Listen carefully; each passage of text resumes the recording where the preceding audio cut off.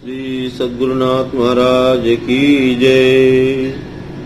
श्री कृष्ण गोविंद हरे मुरारी, हे नाथ नारायण वासुदेव।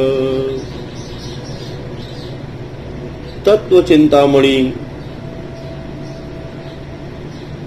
गीतोक्त क्षर, अक्षर और पुरुषोत्तम, इस विषय पर आज हम सभी श्रवण करेंगे।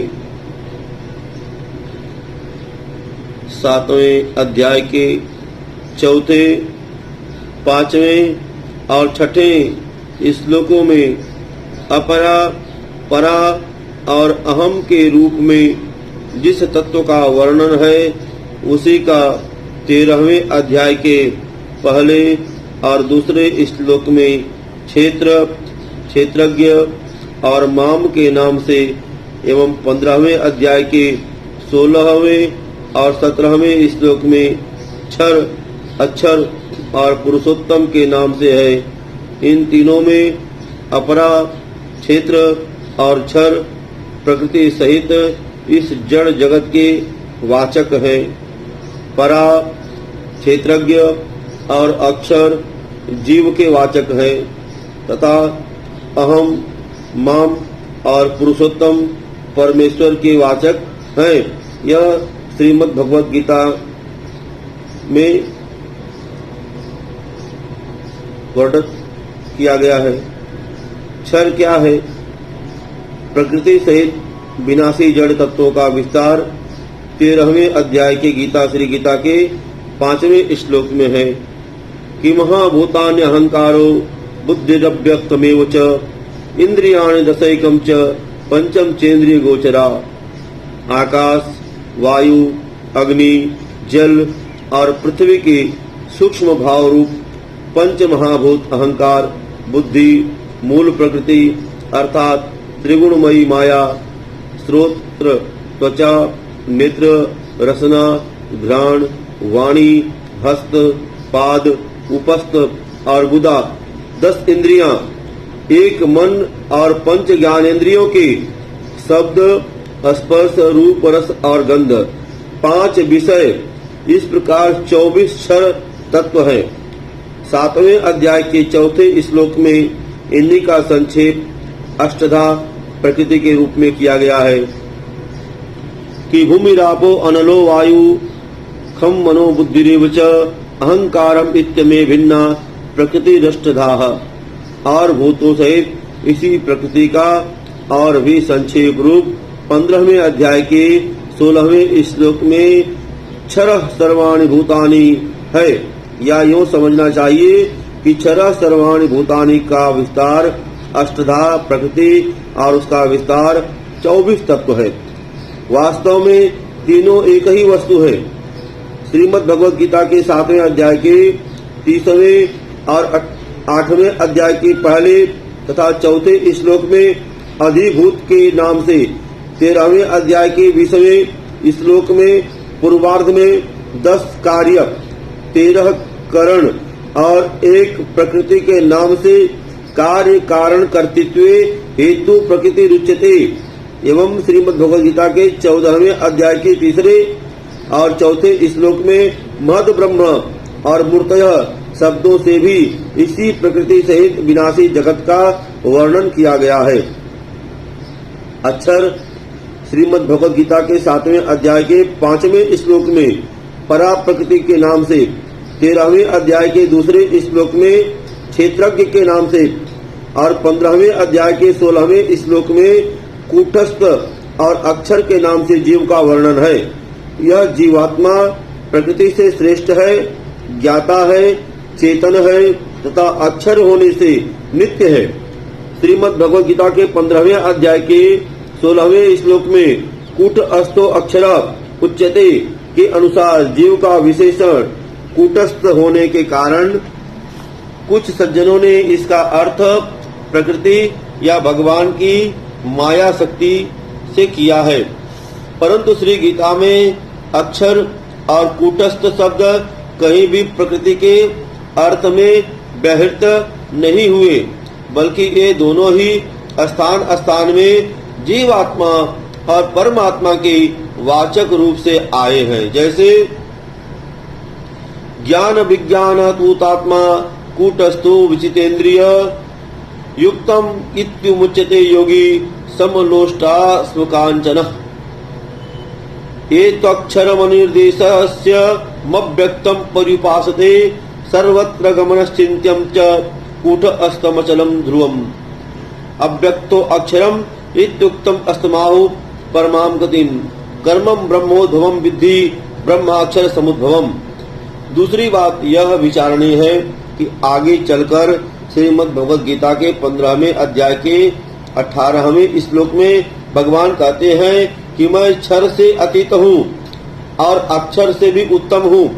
यदि अक्षर प्रकृति का वाचक होता तो क्षर की भांति इससे भी भगवान अतीत ही होते, क्योंकि प्रकृति से तो परमात्मा अतीत है। भगवान ने कहा है कि त्रिभिर गुणमये भावैर्भि सर्वामिदं जगत मोहितं नाभिजानाति मामेभ्यं परव्ययम् दैवी ह्योषाम गुणमयी मम माया दुरत्ययाः। श्रीमद् भगवद गीता के अध्याय संख्या 7 श्लोक संख्या 13 और 14। इन श्लोकों से सिद्ध है कि प्रकृति गुणमयी है और भगवान गुणों से अतीत है। कहीं भी ऐसा वचन नहीं मिलता जहाँ ईश्वर को प्रकृति से उत्तम बतलाया गया हो। इससे यही समझ में आता है कि यहाँ अक्षर शब्द जीव का वाचक है। मायाबद्ध चेतन जीव से शुद्ध निर्विकार परमात्मा उत्तम हो सकते हैं, अतीत नहीं हो सकती। इसलिए यहाँ अक्षर का अर्थ प्रकृति न मानकर जीव मानना ही उत्तम और युक्ति युक्त है। स्वामी श्रीधर जी ने भी यही माना है। इसी जीवात्मा का वर्णन 7वें अध्याय के 29वें और 8वें अध्याय के पहले तथा तीसरे श्लोक में अध्यात्म के नाम से एवं 13वें अध्याय के श्लोक संख्या 19, 20 और 21 में पुरुष शब्द से है।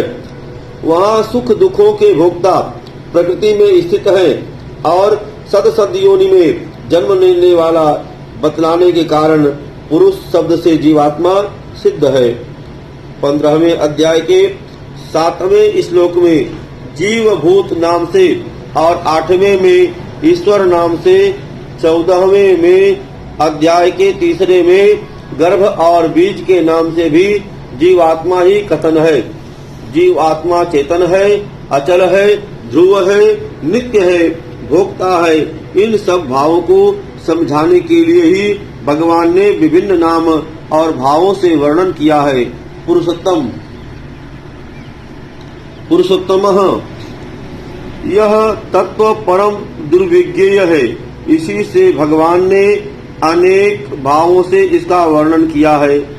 कहीं सृष्टि पालन और संहार कर्ता के रूप से, कहीं शासक रूप से, कहीं धारण कर्ता और पोषण कर्ता के भाव से, कहीं पुरुषोत्तम, परमेश्वर, परमात्मा, अव्यय और ईश्वर आदि नाम से वर्णन है। अहम माम आदि शब्दों से जहाँ तहाँ इसी परम अव्यक्त, पर अविनाशी, नित्य चेतन, आनंद, बोध स्वरूप का वर्णन किया गया है। जैसे अहम कृतस्य जगतः प्रभवम प्रलयस्तथा उत्तमम पुरुषवस्तमन्य परमात्मेत्युदाहित यो लोकत्रयमाविश्य बिभर्त्य अव्ययम् ईश्वरः अतो अस्मि लोके वेदे च प्रथितं पुरुषोत्तमः वेदांत कृत देव चाहम समम सर्वेषु भूतेषु तिष्ठन्तः परमेश्वरः। उपर्युक्त क्षर, अक्षर और पुरुषोत्तम के वर्णन में क्षर प्रकृति तो जड़ है और विनाशशील है। अक्षर जीवात्मा नित्य चेतन आनंद रूप प्रकृति से अतीत और परमात्मा का अंश होने के कारण परमात्मा से अभिन्न होते हुए भी अविद्या से संबंध होने के कारण भिन्न सा प्रतीत होता है। ज्ञान के द्वारा अविद्या का संबंध नाश हो जाने पर जब वह परमात्मा के साथ एक ही भाव को प्राप्त हो जाता है तब उसे परमात्मा से भिन्न नहीं कहा जाता। अतएव वास्तव में वह परमात्मा से भिन्न नहीं है। पुरुषोत्तम परमात्मा नित्य मुक्त, प्रकृति से सदा अतीत, सबका महाकारण, अज अविनाशी है। प्रकृति के संबंध से उसे भर्ता, भोक्ता, महेश्वर आदि नामों से कहते हैं।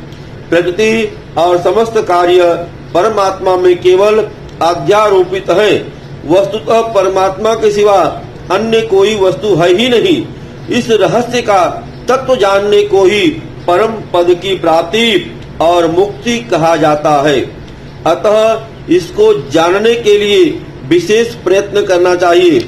भगवान कहते हैं, तम विद्याहु दुख संयोग वियोग योग संगीतम स निश्चयेन योक्तव्यो योगे अनिर्वण्य चेतसाह।